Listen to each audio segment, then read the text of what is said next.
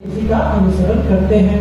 जैसे हम देखते हैं जो बॉलीवुड स्टार्स करेंगे ना, कोई हेयर स्टाइल करेंगे तो वही ना जो फैंस होते हैं वही फॉलो करते हैं ना। तो उनका जो जिनके पास बहुत पावर होते हैं, इन्फ्लुएंस होते हैं, तो उनको बहुत रिस्पॉन्सिबल होना चाहिए क्योंकि समाज जो है उनको फॉलो करते हैं। तो उनका जो आचरण है बहुत आदर्श होना चाहिए। वहाँ अपने अनुसरणीय कार्यों से जो आदर्श प्रस्तुत करता है संपूर्ण विश्व उसका अनुसरण करता है।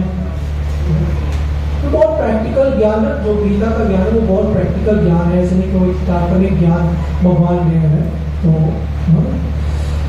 तो आगे भगवान कहते हैं, हे पिता पुत्र, तीनों लोगों में मेरे लिए कोई भी कर्म व्यर्थ नहीं है ना। तो भगवान के लिए क्या, भगवान को क्या करना है, उनको कुछ करना ही नहीं है, वो भगवान है।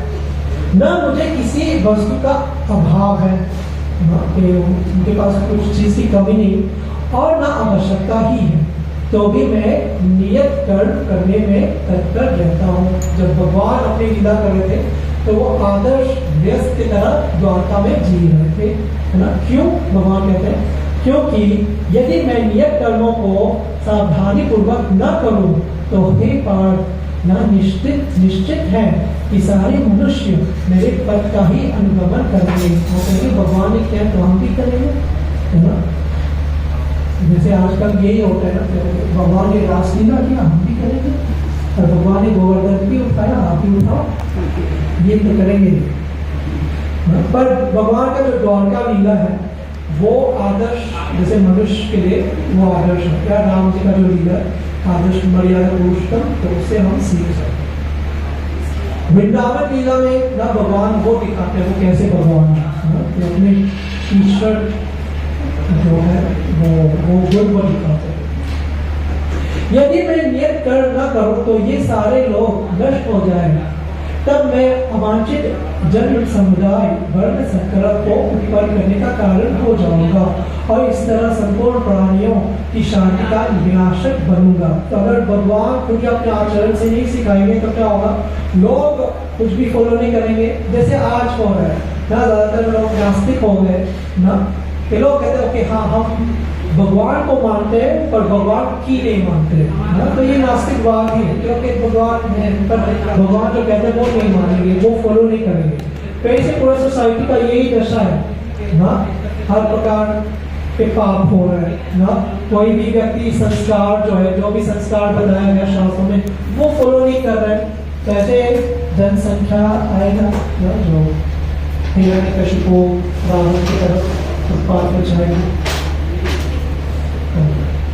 जिस प्रकार अज्ञानी जन फल की आसक्ति से कार्य करते हैं, उसी तरह विद्वान जनों को चाहिए कि वे लोगों को उचित पथ पर ले जाने के लिए अनासक्त रहकर कार्य करते हैं। तो विद्वान जो है जिनके पास ज्ञान है वो अनासक्त रहकर कार्य करते हैं और जो अज्ञानी है वो आसक्त होकर कार्य करते हैं, ये अंतर होता है।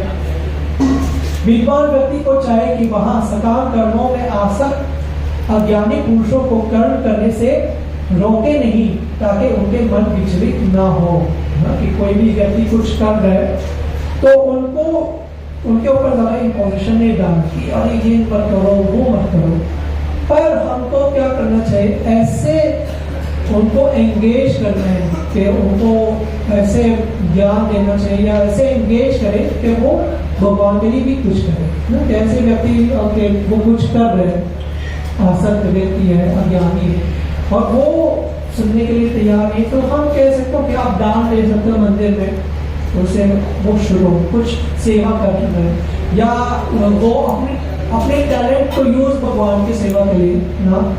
आप गाते हो तो भगवान के लिए भी थोड़ा बहुत भजन गाओ ना, ऐसे कुछ ना। तो उसे क्या होता है, धीरे धीरे उनका शुद्धिकरण होता है, वही कर्म योग जो है।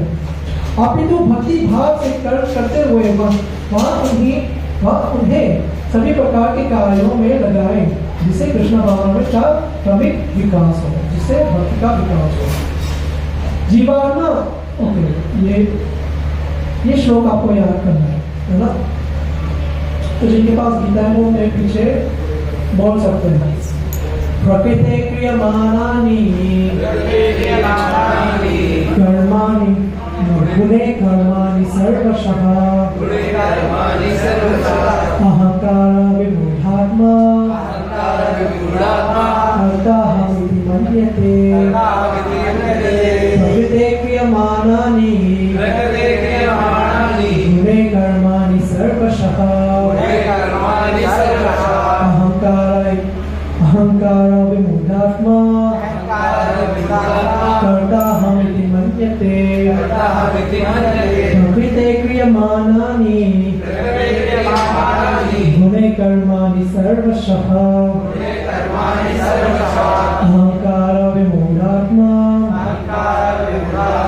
कर्ताहमिति मन्यते। ये श्लोक 27 है चैप्टर 3। तो आप ये याद करके आ सकते हैं अनुवाद के साथ नेक्स्ट टाइम।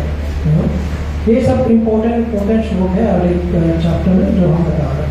तो इसमें क्या बताया भगवान ने, जीवात्मा अहंकार के प्रभाव से मोहग्रस्त होकर अपने आप को समस्त कर्मों का कर्ता मान बैठता है, जबकि वास्तव में वे प्रकृति के तीनों गुणों द्वारा संपन्न किए जाते हैं।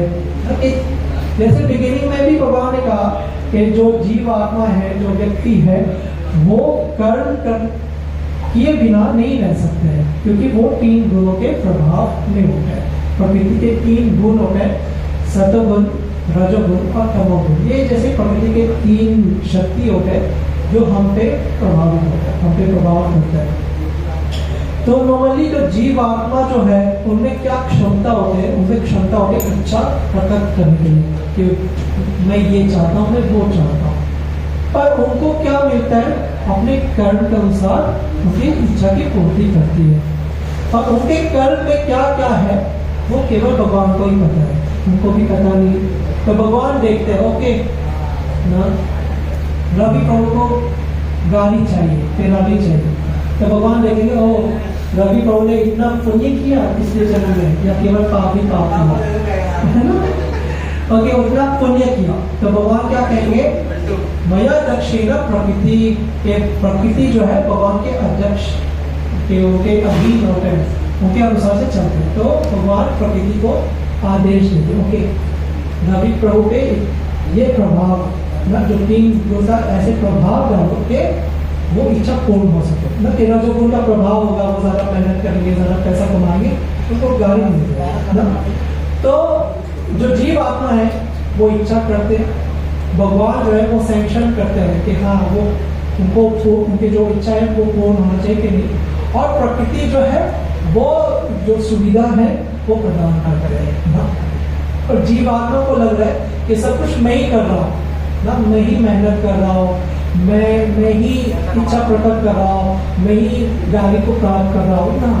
ये सब बहुत ही कॉम्प्लिकेटेड चीज होता है जो हम देख नहीं पा रहे ना, कि भगवान देखते हैं कि हमारे कर्म के अनुसार हम योग्य है कि नहीं, और प्रकृति जो है वो सुविधा प्रदान करता है। पर जो अहंकारी व्यक्ति है सोचे नहीं कर सकता, नहीं सब कुछ नहीं कर सकता, वो भगवान को ही भूल जाते कि भगवान का कोई रोल नहीं है।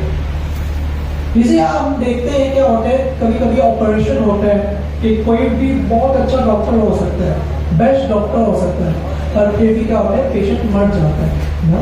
तो ये सब कर्म के अनुसार से होता है ना, जो कर्म में है भगवान सैंक्शन करते हैं। नेक्स्ट, हे महाबाहो, भक्ति भावमय कर्म तथा सकाम कर्म के भेद को भली भांति जानते हुए जो परम सत्य को जानने वाला है, वह कभी भी अपने आप को इंद्रियों में तथा इंद्रिय वृत्ति में नहीं लगाता। तो साल रहेगा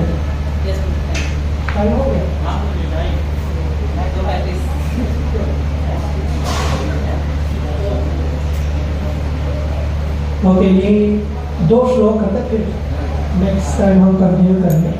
माया के गुणों से मोहग्रस्त होने पर अज्ञानी पुरुष पूर्णतया भौतिक कार्यों में संलग्न रहकर उनमें आसक्त हो जाते हैं। कि जब हम कार्य करते, कोई भी कर्म करते तो क्या होता है, आसक्ति हो जाती है। यद्यपि उनके ये कार्य उनमें ज्ञान भाव ज्ञान अभाव के कारण अधम होते हैं, किंतु ज्ञानी को चाहिए कि उन्हें विचलित ना करे। तो जिनके पास ज्ञान है वो उस व्यक्ति को ज्यादा विचलित नहीं करेंगे, वो क्या करेंगे, अपनी बुद्धि यूज करके उनको भगवान के भक्ति लगा देंगे। अतः हे अर्जुन, अपने सारे कार्यों को मुझ में समर्पित करके मेरे पूर्ण ज्ञान से युक्त होकर लाभ की आकांक्षा से रहित, स्वामित्व की किसी दावे के बिना तथा आलस्य से रहित होकर युद्ध करो। कुछ लोग सोचते हो कि हमको फल से आसक्त नहीं होने, कर्म से आसक्त नहीं होने, तो करें ही ना इसकेपिज्म जिसको कहते हैं, हम बस सोते रहे ना। भगवान क्या कह रहे हैं, अपना कर्तव्य करो, आलस मत करो और उस भाव से करो कि भगवान की प्रसन्नता के लिए कर रहे हो, है ना। जैसे एक तो हमें शुद्ध करण होगा और बाकी लोग जो है हमसे सीखेंगे, वो भी भगवान की प्रसन्नता के लिए कार्य करेंगे। और जो लोग ज्यादा आसक्त है उनको ज्यादा विचलित नहीं करना है, उनको हमको हेल्प करना है, भगवान की सेवा करनी है। तो कुछ न कुछ तरीके से उनको भगवान के कार्य में जुड़ना है कि वो अपना कार्य भी करें और वो कुछ करें भगवान के लिए। उससे क्या होगा, उनका शुद्धकरण होगा, धीरे धीरे वो उस योग सीढ़ी में अग्रसर होंगे। तो यहीं पे विराम लेंगे, टाइम होगा प्रसाद के लिए। हम एक वीडियो दिखाना चाहते हैं। एक्चुअली उद्गार बहुत ही बड़ा यूथ फेस्टिवल हो गया हर साल, तो इस साल दिल्ली में हो रहा है 12 अक्टूबर को, तो उसका रजिस्ट्रेशन शुरू हो गया। तो उसका एक झलक हम आपको दिखाएंगे और आप लोग आ सकते हैं, उसमें रजिस्टर कीजिए और अपने फ्रेंड्स को भी आप रजिस्टर कर सकते हैं।